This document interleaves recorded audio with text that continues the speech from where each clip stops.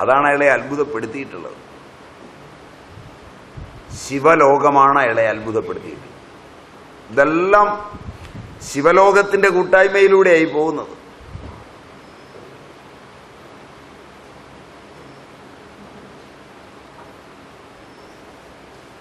യൂറോപ്പിൽ ഒരുപാട് സ്ഥാപനങ്ങൾ ഇങ്ങനെ തന്നെ വികസിച്ചിട്ടുണ്ട്. അത് ഞാൻ ആ കൂടെ പറഞ്ഞു എന്നേ ഉള്ളൂ. കാരണം പല ഗ്രന്ഥങ്ങളും കിട്ടാതെ വരുമ്പോൾ വെളിയിലാണ് ഇവ കിട്ടുന്നത്. ഇന്ത്യയിൽ വിഭജനത്തിന്റെ ദുരന്തം കാശ്മീരത്തിലെ ഗ്രന്ഥങ്ങളോടാണ് പകവരുത്തിയത്. കത്തിച്ചത് പാകിസ്ഥാൻകാരല്ല,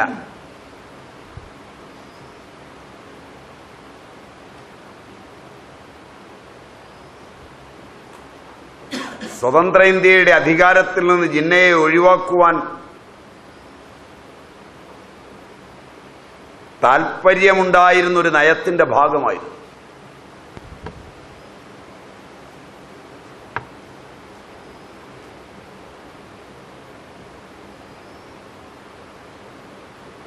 ഇന്നും അധികാരങ്ങളിലേറുവാൻ പലർക്കുമുള്ള എളുപ്പവഴി എതിരാളി ചെയ്തുവെന്ന് ജനം വിശ്വസിക്കാവുന്ന കാര്യങ്ങളെ അനുകൂലികൾ അപ്പുറത്ത് ചെയ്യുമ്പോഴാണ്.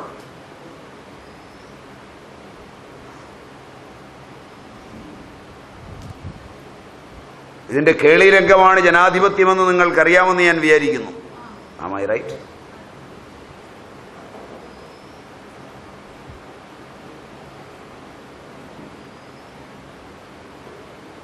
അതുകൊണ്ട് ഏറ്റവും അധികം നശിപ്പിക്കപ്പെട്ടിട്ടുള്ളത് സദ്ഗ്രന്ഥങ്ങളാണ്.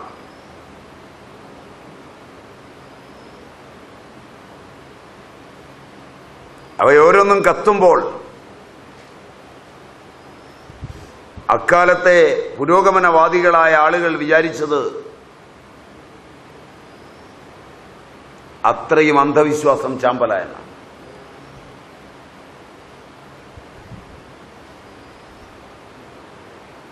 ബാക്കി കിട്ടിയിട്ടുള്ളവയിലാണ്. അടുത്ത കാലത്ത് വീണ്ടും ശങ്ക വന്നപ്പോൾ വായിക്കാനല്ലെങ്കിലും തറവാടുകളിൽ സൂക്ഷിച്ച താളിയോലകൾ സീസ് ചെയ്യുവാൻ കളക്ടർമാർക്ക് ഓർഡർ ലഭിച്ചിരുന്നു. നിങ്ങൾ അറിഞ്ഞിട്ടുണ്ടോയെന്നറിയില്ല, നിങ്ങൾ കേട്ടിട്ടുണ്ടോയെന്നറിയില്ല. ഇല്ല, കേട്ടിട്ടില്ല.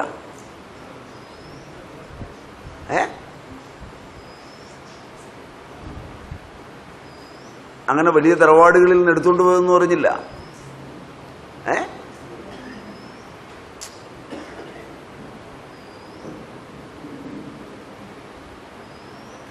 നിങ്ങൾ എവിടെയാണ് ജീവിക്കുന്നത്? ആ പലയിടത്തും വന്ന് എടുത്തുകൊണ്ട് പോയി. ഇവിടെയൊക്കെ ഉണ്ടെന്നുള്ളത് വേഗം അറിയിക്കണം എന്ന് പറഞ്ഞ് അറിയിക്കുകയും പല തറവാടുകളിലെയും സാധനം കൊണ്ടുപോവുകയും ചെയ്തു കഴിഞ്ഞു. ചില കളരികളിൽ ഇരിക്കുന്ന മാത്രമാണ് ഇനി ബാക്കിയുള്ളത്.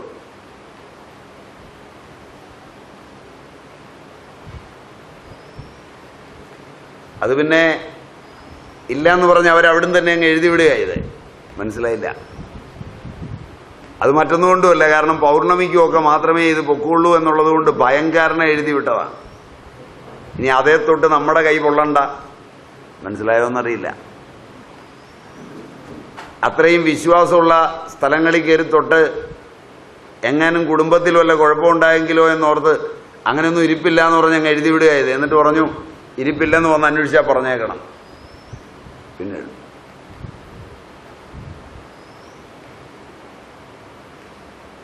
അപ്പൊ ഇതൊന്നും നിങ്ങൾ അറിഞ്ഞിട്ടില്ല. അതെല്ലാം പൊതുസ്വത്താണെന്നുള്ളൊരു നിയമത്തിലാവുന്നത്. ഇതിനിടയിൽ സൂക്ഷിച്ചിരുന്ന ആർക്കിയോളജിയുടെയും യൂണിവേഴ്സിറ്റികളുടെയും കയ്യിലിരുന്ന താളിയോലകൾ പലതും നഷ്ടപ്പെട്ടുവെന്ന് ഓരോ വർഷവും എഴുതി വിടുകയാണ്. ചെതലെടുത്തു പോയി, ഒരു മൂല കത്തിപ്പോയി,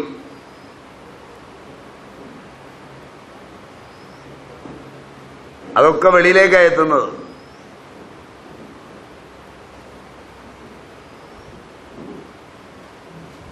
അതിലൊക്കെ അറിവാണിരിക്കുന്നത്.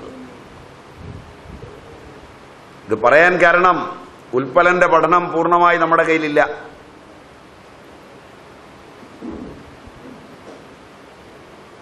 എന്നാൽ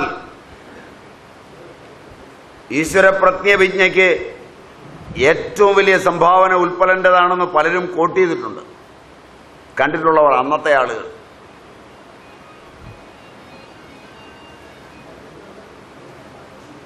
ഇതില് തത്വാർത്ഥ സംഗ്രഹ അധികാരം നാലാമത്തത്, അതിനു മുമ്പുള്ള 3 അധികാരങ്ങളുടെയും ശൃംഗമാണ്, അത്യുന്നത ശൃംഗമാണ്. തത്വാർത്ഥ സംഗ്രഹാധികാരം, ആ 4ാമത്തെ അധികരണമാണ് ഏറ്റവും ശ്രദ്ധേയം. അതിലാണ് മഹേശ്വരൻ മാത്രമാണ് എല്ലാത്തിൻ്റെയും ആത്മാവ്. ഈശ്വര പ്രത്യഭിജ്ഞയുടെ കോറതാണ്. അദ്ദേഹം ബോധസ്വരൂപനും കാല വസ്തുദേശ അപരിച്ഛിന്നനുമാണ്.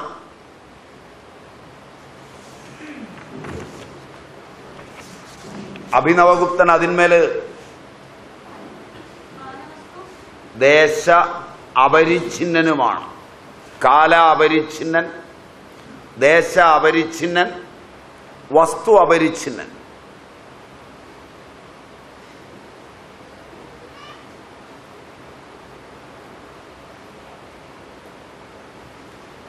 അതുകൊണ്ട് അപരിച്ഛിന്ന സച്ചിദാനന്ദമായ മഹേശ്വരൻ ഒന്നു മാത്രമാണ് എല്ലാത്തിൻ്റെയും ആത്മാവ്.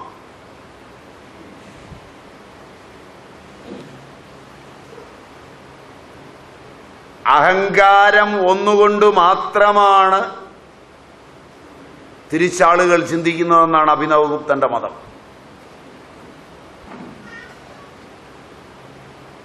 അഹങ്കാരത്തിന്റെ ബഹുമുഖങ്ങളായ തലങ്ങളെ ഒരു പക്ഷേ വാൽമീകി യോഗവാസിഷ്ഠത്തിൽ പഠിച്ചതിലും സൂക്ഷ്മങ്ങളായ തലങ്ങൾ വെച്ചുകൊണ്ട് ഇതിൽ അഭിനവൻ പോകുന്നുണ്ട്.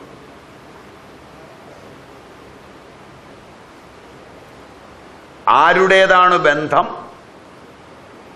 ഈശ്വരനല്ലാതെ വേറെ ആരാണുള്ളത്? ഇതെല്ലാം ഇതിൽ ചർച്ച ചെയ്യുന്നുണ്ട്. ഒരാളുടെ ശരിയായ സ്വഭാവം അജ്ഞാതമായാൽ അയാളെ പുരുഷനെന്ന് പറയുന്നു. പുരുഷനാണ് സുഖദുഃഖങ്ങളുടെ കർത്താവ്, സുഖദുഃഖങ്ങൾ ഉണ്ടാക്കുന്നത്. ഇതൊക്കെ ഇതിലെ വിഷയമാണ്. അഭിനവൻ ഇവിടെ പറയുക ഈശ്വരൻ പതിയും മനുഷ്യർ പശുക്കളുമാണെന്നാണ്.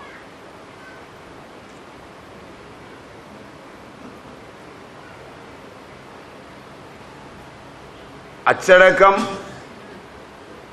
അനുഷ്ഠാനം ഇവയ്ക്ക് അർത്ഥം കാണുന്നത് പശുക്കളെ അഴിച്ചുവിട്ട് വളർത്തിയാൽ അവർ സ്വതന്ത്രമാകും. അങ്ങനെ ഈശ്വരഭാവം ഇല്ലാതാകുമെന്നും ഒരുവൻ ഈശ്വരനുമായുള്ള തൻ്റെ അഭേദം ബോധ്യപ്പെട്ടാൽ അയാൾ ജീവൻ മുക്തനാവുമെന്നും 2 തലങ്ങളും തുറന്നു വയ്ക്കുന്നതും അഭിനവഗുപ്തനാണ്.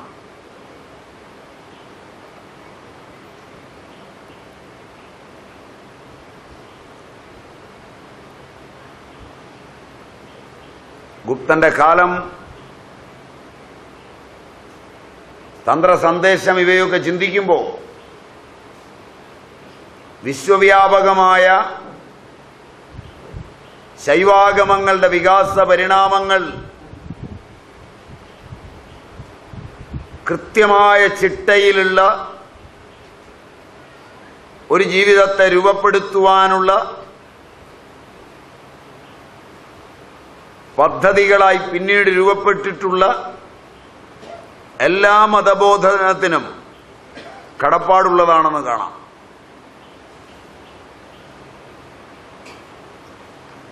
കാരണം സൈദ്ധാന്തികമായി ഇതിനെ അത്തരം മതങ്ങളുടെ ഗ്രന്ഥങ്ങളിൽ ഒന്നും അവതരിപ്പിച്ചിട്ടുമില്ല, സൈദ്ധാന്തികമായി വ്യാഖ്യാനിച്ചിട്ടുമില്ല.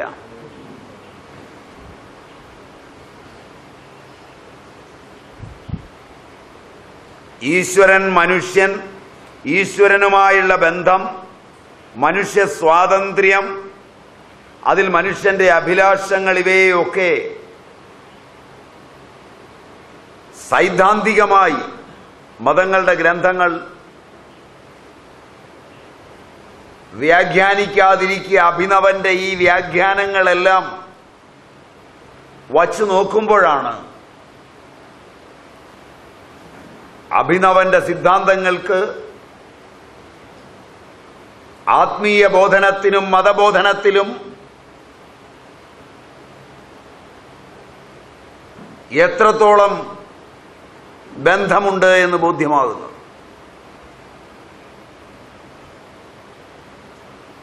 അഭിനവൻ ഉറപ്പിച്ചാണ് പറയുന്നത്, ജീവൻ മുക്തനാകുന്ന പുരുഷൻ എല്ലാം ഞാൻ തന്നെയാണെന്ന് വ്യക്തമായി അറിയും, അനുഭവിക്കും. ജ്ഞാനഗോചരമാകുമെന്നാണ് പറഞ്ഞിരിക്കുന്നത്.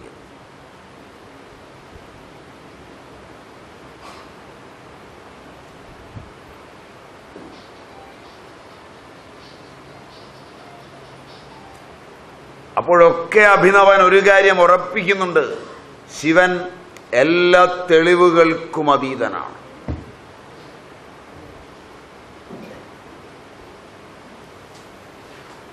അതിന് കാരണമോ എല്ലാ തത്വങ്ങളും, സമസ്ത തത്വങ്ങളും ചിത്തിൽ വിലയം പ്രാപിക്കുന്നു എന്നാണ് കാരണവും പറയുന്നത്. അങ്ങനെ ചിത്തിൽ ലയിക്കുന്നത് കൊണ്ട് ആത്മാവിനെ അറിയുന്നവൻ ഈശ്വരൻ തന്നെയാണ്.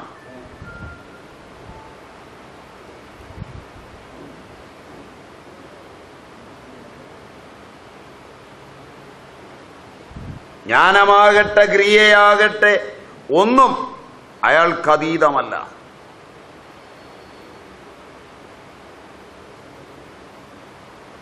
ജീവൻ മുക്തനായ അവൻ ദേഹവിയോഗത്തോടെ ഈശ്വരൻ തന്നെയായിത്തീരുന്നു.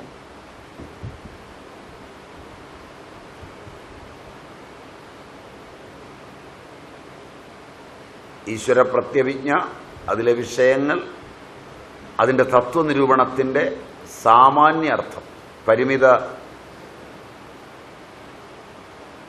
പരിമാണത്തിലെങ്കിലും അത്രയും കിട്ടിയെന്ന് വിചാരിക്കാം. Am I right? പരിമിത പരിമാണത്തിലെങ്കിലും അത്രയും മനസ്സിലായി എന്ന് വിചാരിക്കാം.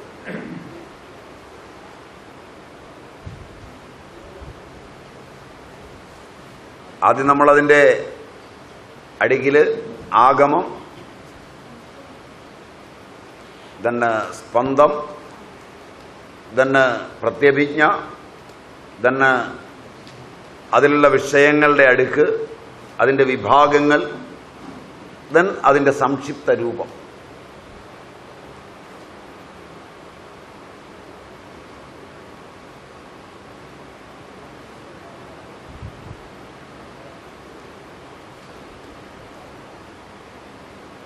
ഇത് പറഞ്ഞു തരുമ്പോഴെല്ലാം ശിവദൃഷ്ടി കൈമാറണം സ്പന്ദം വഴിയെന്നാണ് പൂർവാചാര്യ മതം. അതൊക്കെ എത്രത്തോളം നടന്നു എന്ന് എനിക്കറിയില്ല.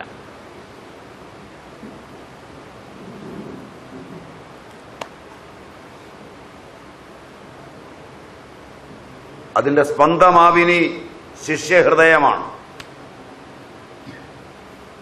ആചാര്യമതപ്രകാരം.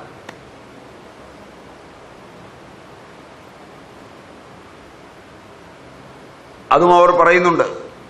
ശിവദൃഷ്ടിയിൽ ഗുരുക്കന്മാർ പറഞ്ഞിട്ടുള്ള സുഗതപഥം, സുഗതപഥം, അക്ഷരം തെറ്റിച്ചെഴുതരുത്, ഒരക്ഷരം തെറ്റിയാൽ അർത്ഥം മാറും. സുഗത ഗത പഥം വഴി. ഇതാ ഞാൻ വെളിപ്പെടുത്തി തന്നിരിക്കുന്നു എന്നാണ് അഭിനവൻ പ്രതിജ്ഞ ചെയ്യുന്നത്.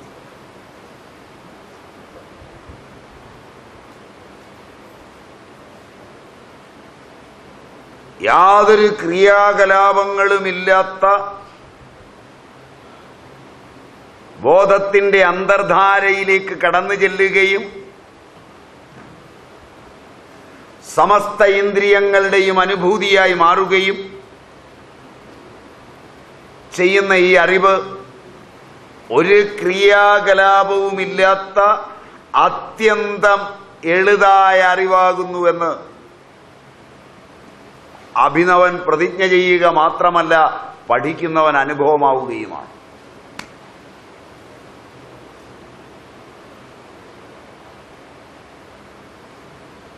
കാരണം അത് വല്ലാത്തൊരു ബൗദ്ധിക സർജനമാണ്.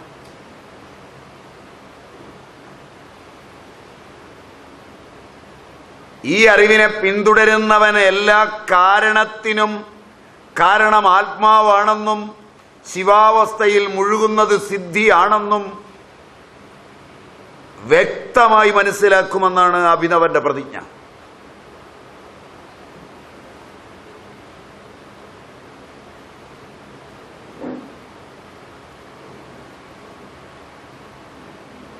അതിലേറ്റവും കടുപ്പത്തിൽ അഭിനവൻ കൊണ്ടുവയ്ക്കുന്ന ഒരു സാധനമാണ്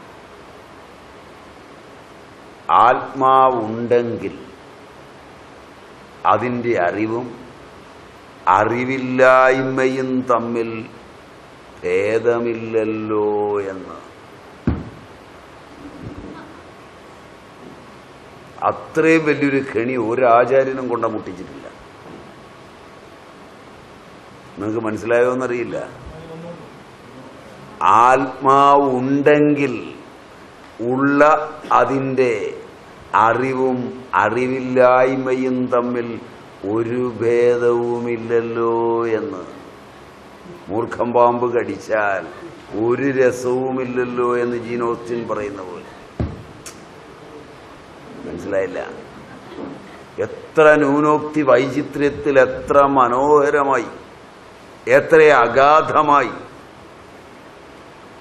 ഒരു ദർശനത്തെ ലളിത കോമളമായി അവതരിപ്പിക്കുന്നു. ആചാര്യന്മാർ നിരന്തരം ശ്രദ്ധിക്കേണ്ട, മുഖം ചുവക്കാതെ, ഞരമ്പുകൾ വലിഞ്ഞു മുറുകാതെ, എതിരാളിക്ക് നേരെ ആക്രോശിക്കാതെ, എൻ്റെ പൊന്നുമോനെ ഉള്ള ഒരു സാധനം നീ ഇല്ലെന്ന് പറഞ്ഞാലും ഇവൻ ഉണ്ടെന്ന് പറഞ്ഞാലും ഉള്ളതിന് വല്ലതും സംഭവിക്കുവോടാ എന്ന് ചോദിക്കുന്ന, ലാഘവത്തോടെ പറയുന്ന അഭിനവന്റെ അനിതര സാധാരണമായ വചോലാസ്യം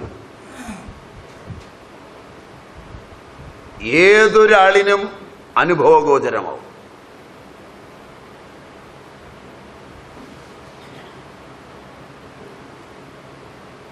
ആഗമചിന്തയുടെ അരികിലൂടെ കടന്നുപോയാൽ ഈ അറിവില്ലാതെ പോകാൻ പറ്റില്ല.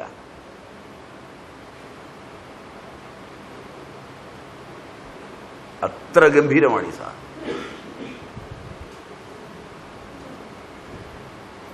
ഉള്ളൊരു സാധനം ഇല്ലെന്ന് 100 പേര് കൂടി പ്രമേയം പാസ്സാക്കിയത് കൊണ്ട് ഇല്ലാതാവുമോ? മനസ്സിലായില്ല. പണ്ട് ഐൻസ്റ്റൈൻ തിയറി ഓഫ് റിലേറ്റിവിറ്റി കണ്ടുപിടിച്ച് കഴിഞ്ഞ് ഒരു 360 ശാസ്ത്രകാരന്മാർ കൂടി ഒരു പ്രമേയം പാസ്സാക്കി. ഇങ്ങനൊരു സാധനമില്ല. അപ്പോൾ പത്രക്കാർ ഐൻസ്റ്റൈനോട് ചോദിച്ചു, എന്താ അഭിപ്രായം? അത് ഇല്ലെന്ന് പറയാൻ ഈ പ്രമേയം ഒന്നും പാസ്സാക്കേണ്ട, ഒരു ഇക്വേഷൻ എഴുതാൻ കഴിവുണ്ടായാൽ മതി. ഞാനാകെ ഒരു ഇക്വേഷനേ എഴുതിയുള്ളൂ. മനസ്സിലായില്ല? അതിന് പകരം ഒരെണ്ണം എഴുതുക വേണ്ടത്, അല്ലാതെ പ്രമേയം പാസ്സാക്കിയാണോ ഇതില്ലെന്ന് തീരുമാനിക്കുന്നത്? പറഞ്ഞ മനസ്സിലായില്ലേ? എന്ന് പറഞ്ഞ ലാഘവത്തോടെ പറയുന്ന, അതിന് അദ്ദേഹം ഒരു ദൃഷ്ടാന്തം കൊടുക്കുന്നുണ്ട്. അതായത് അഭിനവൻ ഈശ്വരൻ ഉണ്ടെങ്കിൽ, ആത്മാവുണ്ടെങ്കിൽ അതിൻ്റെ അറിവും അറിവില്ലായ്മയും തമ്മിൽ ഭേദമില്ലെന്ന് പറയുന്നതിന് ഒരു ഉദാഹരണം കൊടുക്കുന്നു. മുളയുണ്ടായാൽ വിത്ത് തിരിച്ചറിയാതിരിക്കില്ല. മനസ്സിലാവുമെന്നറിയില്ല. ഒരു മുള കണ്ടാൽ അതിൻ്റെ അടിയിലൊരു വിത്തുണ്ടെന്ന് ആർക്കാണ് അറിയാത്തത്? മനസ്സിലായില്ല. വിത്ത് തിരിച്ചറിയാതിരിക്കില്ല. മുളയില്ലാത്തപ്പോൾ വിത്ത് തിരിച്ചറിയാതിരിക്കില്ല. മനസ്സിലായില്ല. അതിലാണ് അവന്റെ ഗിസ്റ്റ് ഇരിക്കുന്നത്. കാരണം ഇത് അഭിനവനാ പറയുന്നത്. എതിരാളി നിഷ്പ്രഭനായി പോകുന്നൊരു പ്രയോഗത്തിലാണ് പ്രയോഗിക്കുന്നത്. മുളയുള്ളപ്പോൾ വിത്ത് തിരിച്ചറിയാതിരിക്കില്ല, മുളയില്ലാത്തപ്പോൾ വിത്ത് തിരിച്ചറിയാതിരിക്കില്ല. അപ്പോഴെപ്പോഴാണ് വിത്ത് തിരിച്ചറിയാതിരിക്കുന്നത്? അങ്ങനൊരവസ്ഥയില്ല.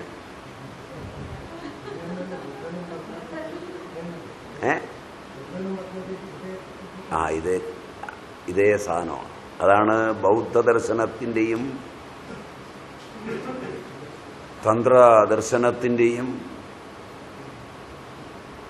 സൈകത ഭൂവിൽ വെച്ചാണ് അഭിനവൻ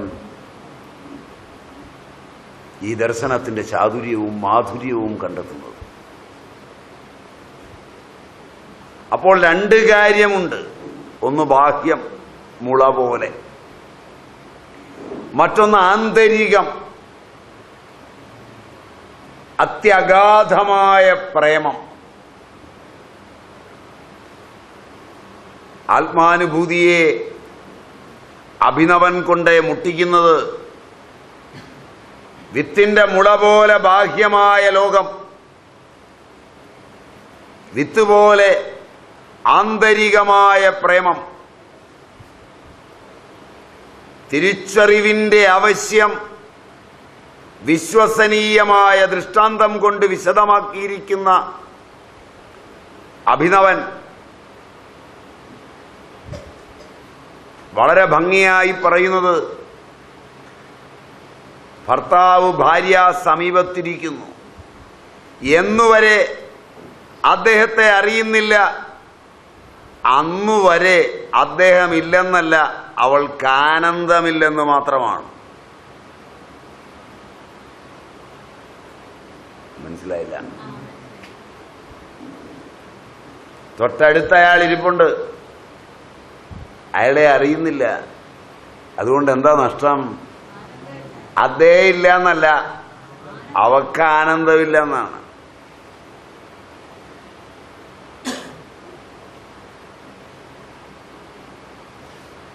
പോക്കിരിയാണെന്ന് തോന്നില്ലേ? ആണ് ദർശനത്തിന്റെ ആ ഒരു സവിശേഷ ലോകത്തൂടെ പോകുമ്പോൾ പോക്കിരിയാണെന്നല്ല, ഒരു പോക്കിരി രാജയാണ്. ശരിയല്ലേ? അഭിനവനെ പഠിച്ചു നോക്കണം. വാർദ്ധക്യവും കുറയാൻ ഇത് നല്ല ഉഗ്രൻ സാധനമാണ്. ഈ അമൃത് കുറേശ്ശെ കഴിച്ചാൽ ഒരു 100, 120 ഓരോക്കെ 60ന്റെ പടുക്കലോടാം.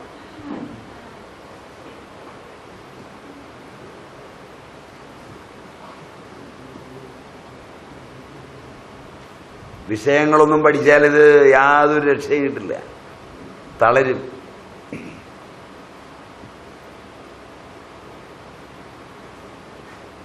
ഇന്നലെ ഒന്നാം തരം കടഞ്ഞെടുത്ത അമൃതാണ് പാലാഴി. അതുകൊണ്ട് അതുപോലെ വിശ്വേശ്വരൻ ആത്മാവിലാണ്. അദ്ദേഹത്തിന്റെ സാന്നിധ്യം അജ്ഞാതമാണ്. അത് വ്യക്തിയിൽ ഒരു ഭാവവും വരുത്തുന്നില്ല. അതുകൊണ്ട് പ്രത്യഭിജ്ഞ തന്നെയാണ് വേണ്ടത്.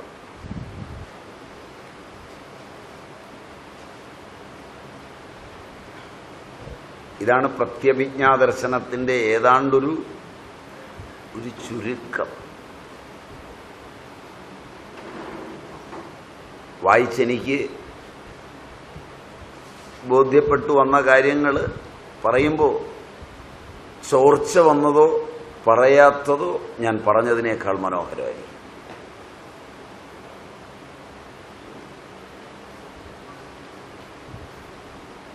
എന്ന് തന്നെ വിചാരിക്കണം.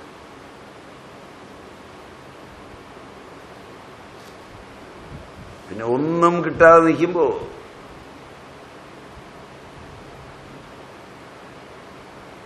ഇതൊക്കെ മനോഹരമായി തോന്നും. ഇതിലൊക്കെ മനോഹരമാണ് ഈ സാധനം.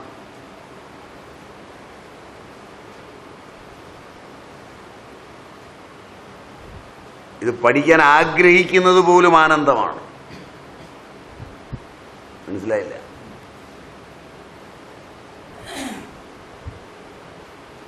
ഇനി ശിവസൂത്രവും കൂടെ ഒന്ന് ഓടിച്ചു നോക്കാം.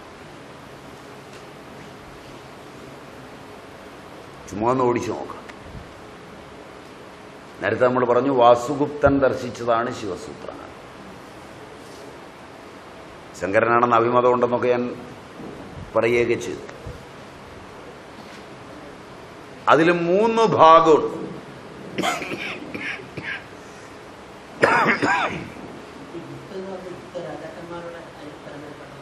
അതൊരു താന്ത്രിക വർഗമാണ്.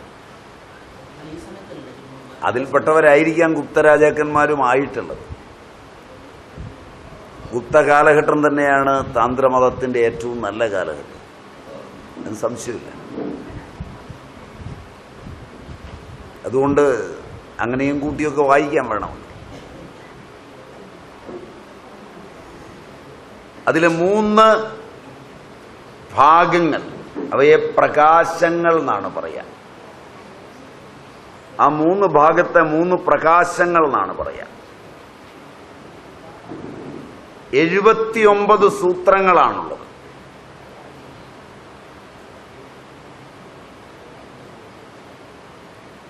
വാസുഗുപ്തന്റെ ശിവസൂത്രങ്ങൾക്ക് ഭാഷ്യം എഴുതിയതിൽ ഏറ്റവും നല്ല ഭാഷ്യം ഭാസ്കരരായൻ്റെതാണെന്നാണ് വിശ്വസിക്കുന്നത്.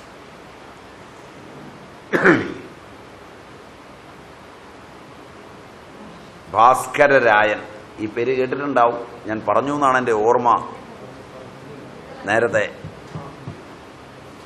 ഇദ്ദേഹത്തെ പിൻപറ്റിയാണ് ലളിതാ സഹസ്രനാമത്തിന് കണ്ടിയൂർ മഹാദേവ ശാസ്ത്രികൾ ഭാഷ്യം എഴുതിയതെന്ന് സംശയമുണ്ടെന്നും പറഞ്ഞു. ഉറപ്പല്ല കേട്ടോ, പോയി എടുത്ത് നോക്കിയിട്ട് മതി. എൻ്റെ ഒരു വിദൂരമായ ഓർമ്മയാണ്. മുമ്പെങ്ങോ വായിച്ചതാണ്, അടുത്ത കാലത്ത് വായിച്ചതല്ല. തെറ്റാൻ വഴിയില്ല, എന്നാലും ഒരു ജാമ്യം എടുത്തേക്കാം. അതുകൊണ്ട് വാസുഗുപ്തൻ ഇത് കല്ലടനെയാണ് പഠിപ്പിച്ചത്. കല്ലട ഭട്ടൻ. നേരത്തെ നമ്മൾ പറഞ്ഞു, ഈ സൂത്രങ്ങളുടെ സഹായത്തോടെയാണ് കല്ലട ഭട്ടൻ തൃകസമ്പ്രദായം തന്റെ സ്പന്ദസൂത്രത്തിൽ രൂപപ്പെടുത്തിയത്. അതിനെ തുടർന്ന് കല്ലടൻ തൃക, അത് നമ്മൾ എഴുതുക, ഡീറ്റെയിലായിട്ട് എഴുതുക. എന്നാലും ഒന്നുകൂടെ ഓർക്കാനും ഒന്നുകൂടെ ഒന്ന് കൺക്ലൂഡ് ചെയ്യാനും 2-3 പ്രാവശ്യം കയറി ഇറങ്ങുമ്പോൾ നിങ്ങളുടെ തലയിൽ കുറച്ചെങ്കിലും ഒക്കെ കിട്ടും. കല്ലട ഭട്ടൻ തന്റെ ഭാഗിനേയനായ പ്രദ്യുമ്ന ഭട്ടന് പറഞ്ഞു കൊടുക്കുകയാണ്. പ്രദ്യുമ്നൻ അത് മഹാദേവ ഭട്ടനെ പഠിപ്പിച്ചു. മഹാദേവ ഭട്ടൻ, പ്രദ്യുമ്ന ഭട്ടൻ, മഹാദേവ ഭട്ടൻ. മഹാദേവ ഭട്ടൻ അദ്ദേഹത്തിന്റെ പുത്രനായ ശ്രീകണ്ഠ ഭട്ടനെ പഠിപ്പിച്ചു. ശ്രീകണ്ഠ ഭട്ടനിൽ നിന്നാണ് ഭാസ്കരരായൻ പഠിക്കുന്നത്.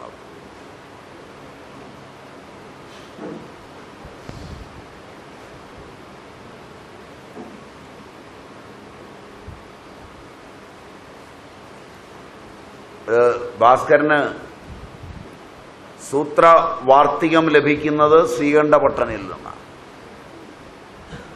എന്നാൽ ഒപ്പം ഭാസ്കരൻ അതിൽ ഭട്ടദിവാകരനാണ് തൻ്റെ പിതാവെന്ന് സ്മരിക്കുന്നുണ്ട്. ഭട്ടദിവാകരന്റെ പേരിലും വാർത്തികം അറിയപ്പെടുന്നുണ്ട്. ഇതൊക്കെ അതിൻ്റെ അല്പം ചരിത്രം. എന്തിനാ വിഷയത്തിനിടയിൽ ഇത്രയും ചരിത്രം നീട്ടി പറഞ്ഞതെന്ന് ചോദിച്ചാൽ, ഇവരുടെയൊക്കെ സംഭാവനകളും ഗ്രന്ഥങ്ങളും ഉണ്ട്. ഇത്രയും അത്ഭുതമുള്ള ഒരു ചരിത്രമുള്ള രാജ്യത്ത് ആണ് നിങ്ങൾ ജീവിക്കുന്നത് എന്നൊന്ന് ബോധ്യപ്പെടാനാണ്. ആ ഉദ്ദേശം കൊണ്ട് തന്നെയാണത് പറഞ്ഞത്. ഭാസ്കരനെ കൂടാതെ, ഭാസ്കരരായൻ മാത്രമല്ല, അദ്ദേഹത്തെ കൂടാതെ ക്ഷേമരാജനും ശിവസൂത്രങ്ങൾ വ്യാഖ്യാനിച്ചിട്ടുണ്ട്. ഞാൻ നേരത്തെ പറഞ്ഞിരുന്നു,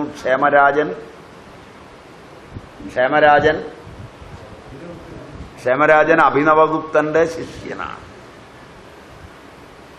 അതുകൊണ്ട് ക്ഷേമരാജന്റെ പദ്ധതിക്ക് കൂടുതൽ പ്രാധാന്യവുമുണ്ട്. സാമാന്യ ചിത്പ്രകാശ നിരൂപണം, സഹജവിദ്യോദയം, വിഭൂതി സ്പന്ദം. സാമാന്യ ചിത്പ്രകാശ നിരൂപണം. ഇംഗ്ലീഷ് മീഡിയത്തിൽ പഠിച്ചാലുള്ള ഗതികേടൊന്ന് ആലോചിച്ചിരിക്കും. മലയാളം ഇംഗ്ലീഷിൽ എഴുതണം. ആണോ? ഞാൻ നോക്കുമ്പോൾ പലരും ഇംഗ്ലീഷിലായത് എഴുതിയെടുക്കും. എനിക്ക് അന്നേരം ഈ തമാശ ഓർമ്മ വന്നു, അതുകൊണ്ട് പറഞ്ഞതാണ്. ഞാൻ നോക്കിയപ്പോൾ എൻ്റെ മുമ്പിലിരുന്ന് പലരും എഴുതുന്നത് ഇംഗ്ലീഷിലാണ്. നല്ല സ്പീഡിൽ ഇംഗ്ലീഷിലാണ് എഴുതിക്കൊണ്ട് പോകും. അപ്പോൾ ഇത് എഴുതിക്കൊണ്ട് പോകുമ്പോൾ എനിക്കൊരു തമാശ ഓർമ്മ വന്നത്, പണ്ടൊരു വൈദ്യൻ ഒരു മരുന്ന് എഴുതി കൊടുത്തു. 46 വയസ്സുള്ളൊരു സ്ത്രീയെയും കൊണ്ട് അവരുടെ ഭർത്താവ് വന്ന് പറഞ്ഞു, കടുത്ത ടെൻഷനാണ്, വിഷമമാണ്. അപ്പോൾ വൈദ്യൻ ഭാസ്കര ലവണവും ത്രിഫലാ ചൂർണവും കൂടെ എഴുതി കൊടുത്തു, മിക്സ് ചെയ്ത് നെയ്യിൽ കഴിക്കാൻ. കോട്ടയ്ക്ക് കിട്ടുമ്പോൾ കൊള്ളാൻ പറഞ്ഞു. കോട്ടയ്ക്കലിൻ്റെ ഒരു ബ്രാഞ്ചിൽ ചെന്ന്, ഒരു വലിയ ബ്രാഞ്ചിൽ ചെന്ന് ഈ ഭർത്താവ് പറഞ്ഞു, ത്രിഫലാ ചൂർണവും ഭാസ്കര ലവണം. അങ്ങനൊരു മരുന്നില്ല എന്ന് പറഞ്ഞു, ഭാസ്കര ലവണം. ഇരിക്കുന്ന അവിടെ ഒരു ഡോക്ടർ തന്നെയാണ് സപ്ലൈ ചെയ്യുന്നത്. അദ്ദേഹം പറഞ്ഞു, ഭാസ്കര ലവണമൊന്നുമില്ല എന്ന് പറഞ്ഞു. അയാള് മറ്റേ ഈ പഴഞ്ചൻ വൈദ്യനെ വിളിച്ചു പറഞ്ഞു, നിങ്ങളെന്ത് പണിയാണ് കാണിച്ചത്, ഭാസ്കര ലവണമൊന്നുമില്ല ഇവിടെ. പറഞ്ഞല്ല, അവിടെ ഉണ്ട്. അദ്ദേഹം പറഞ്ഞു, അതിൻ്റെ കാറ്റലോഗിൻ്റെ ഇത്രാമത്തെ നമ്പറിൽ ഭാസ്കര ലവണം അല്ലേന്നൊന്ന് ചോദിക്കാൻ പറഞ്ഞു. അപ്പം ഇംഗ്ലീഷിലാണ് എഴുതിയിരിക്കുന്നത്. വൈദ്യനും ഇംഗ്ലീഷിൽ പഠിച്ചതാണ് പുതിയ ഡോക്ടർ. അപ്പം അദ്ദേഹം ഇത് വായിച്ച് കാണിച്ചു കൊടുത്തു, ഇത് ഭസ്കാര ലാവണമാണ്.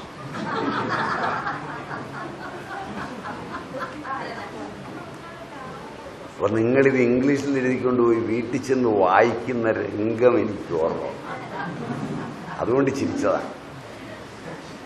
അപ്പോഴെനിക്ക് എൻ്റെ തലച്ചോറിൽ കത്തിയത് ഈ ഭസ്കാര ലാവണമാണ്. ഡോക്ടറാണല്ലോ എഴുതുന്നത്. അപ്പം അതുകൊണ്ടൊന്ന് കത്തിയതാണ്. ചുമ്മാ കത്തിയപ്പോൾ അത് നിങ്ങളുമായി പങ്കുവെക്കാവുന്നേ.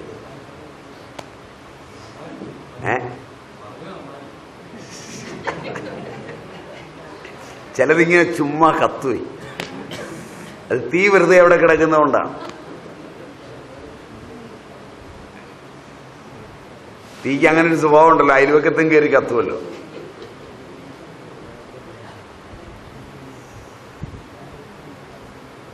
അപ്പോ സാമാന്യ ചിത്പ്രകാശ നിരൂപണം,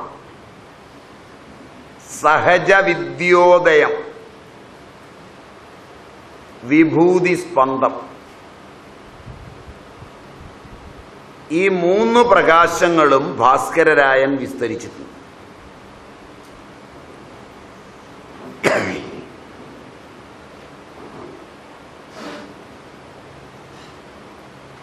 ഇത് വളരെ ആത്മവിഭൂതിയുടെ ഇതിൽ നിന്നൊക്കെ ചെറിയ സാധനം എടുത്താൽ മതി. ഇന്ത്യ മുഴുവൻ നടന്നൊരു മാനേജ്മെന്റ് ഗുരുവായി കത്തിക്കാം. ഇതിൽ നിന്ന് ഈ സഹജവിദ്യോദയ പ്രകാശം ഇങ്ങെടുത്താൽ ആ സഹജവിദ്യോദയ പ്രകാശത്തിലെ സഹജധ്യാനാവസ്ഥയുടെ ഒരു ചെറിയ സാധനം മതി കത്തിക്കാൻ.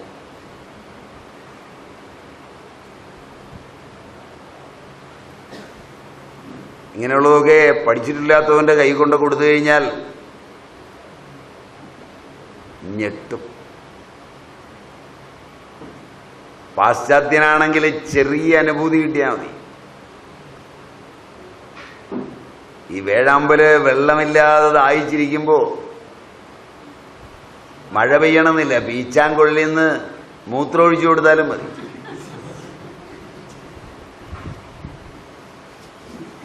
എന്ന് പറഞ്ഞ പോലെ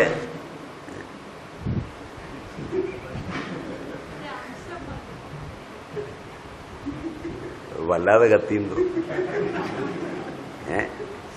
പയ്യെ പയ്യെ കത്തി വരുന്നേ ഉള്ളൂ അല്ലേ? ആ മേലെയോ വായിലോ.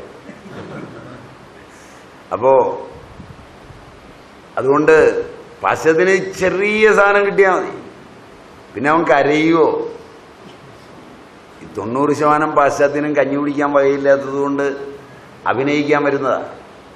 മനസ്സിലായില്ല? സ്വാമിമാരുടെ അടുക്ക വരുന്ന 90% ഈ പാശ്ചാത്യനും കാശില്ലാത്തവനാണ്. ഉടുക്കാൻ തുണിയില്ലാത്തതുകൊണ്ടാണ് അവൻ മിക്കവാറും ഉടുക്കാതെ തന്നെ വരുന്നത്. അവനെ എഴുന്നള്ളിച്ച് കാണുമ്പോൾ അവന്റെ വെളുപ്പ് കണ്ടിട്ടാണ് നിങ്ങൾ ഭ്രമിക്കുന്നത്. നിങ്ങളുടെ കാശായി കറങ്ങുന്ന മുഴുവൻ, അല്ല അവന്റെ കാശൊന്നുമല്ല. അവന് 10 പൈസ കൊടുക്കാൻ